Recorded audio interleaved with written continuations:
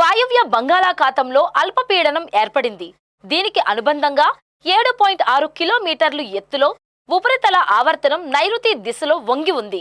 ఇది పశ్చిమ వాయువ్య దిశలో పయనిస్తుందని విశాఖలోని తుఫాను హెచ్చరికల కేంద్రం సీనియర్ ఆఫీసర్ జగన్నాథ్ కుమార్ తెలిపారు. దీని ప్రభావంతో రాబోయే వారం రోజుల్లో నిర్దేశించిన జిల్లాల్లో వర్షాలు కురుస్తాయని వెల్లడించారు. ఉత్తర కోస్తా జిల్లాల్లో ఈ రోజు శ్రీకాకుళం, పార్వతీపురం, అల్లూరి సీతారామరాజు, విజయనగరం జిల్లాల్లో 1-2 చోట్ల భారీ వర్షాలకు అవకాశం ఉంది.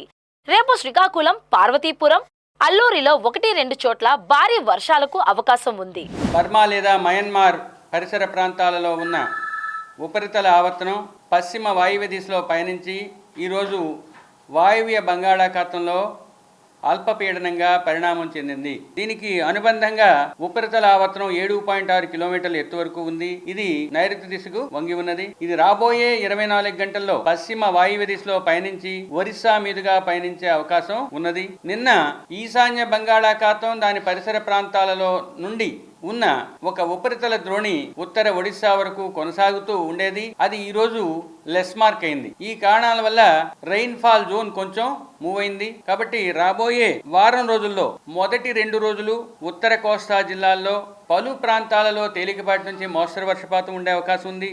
ఇక దక్షిణ కోస్తా ఆంధ్రప్రదేశ్లో కొన్ని ప్రాంతాల్లో తేలికపాటి నుంచి మోస్తరు వర్షపాతం ఉండే అవకాశం ఉంది. ఉత్తర కోస్తాలో రాబోయే 5 రోజులు కూడా ఉరుములు మెరుపులు కొనసాగే అవకాశం ఉంది. దక్షిణ కోస్తాలో ఆ పరిస్థితి 2 రోజుల వరకు ఉంటుంది. సుస్థిరమైన బలమైన ఋతుపవన గాలులు కోస్తా జిల్లాలపై రాబోయే 2 రోజులు కూడా 40 నుంచి 50 కిలోమీటర్ల వేగంతోనూ, తదుపరి 3 రోజులు 30 నుంచి 40 కిలోమీటర్ల వేగంతోనూ వీచే అవకాశం ఉంది. ఇక రాష్ట్రంలో ఉన్న కోస్తా జిల్లాల్లో నిన్న ఊహించిన విధంగా కాకుండా ఈ రోజు కోస్తా జిల్లాలైన శ్రీకాకుళం, పార్వతీపురం, అల్లూరి సీతారామరాజు మరియు విజయనగరంలో 1-2 చోట్ల భారీ వర్షానికి ఆస్కారం ఉంది.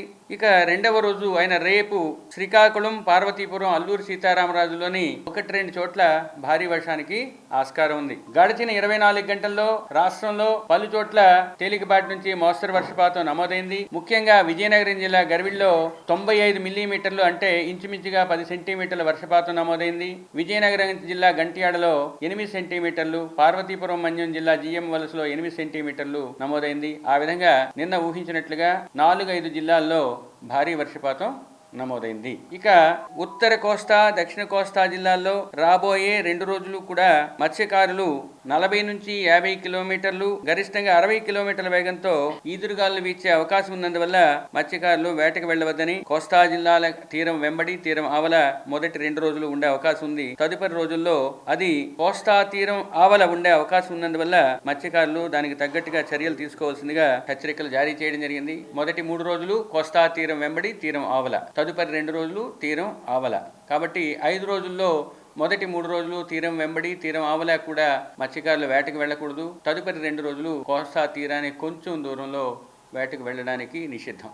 ఈ విషయాలను గ్రహించి మత్స్యకారులు సరైన చర్యలు తీసుకోవాల్సిందిగా హెచ్చరిక జారీ చేయడం జరిగింది.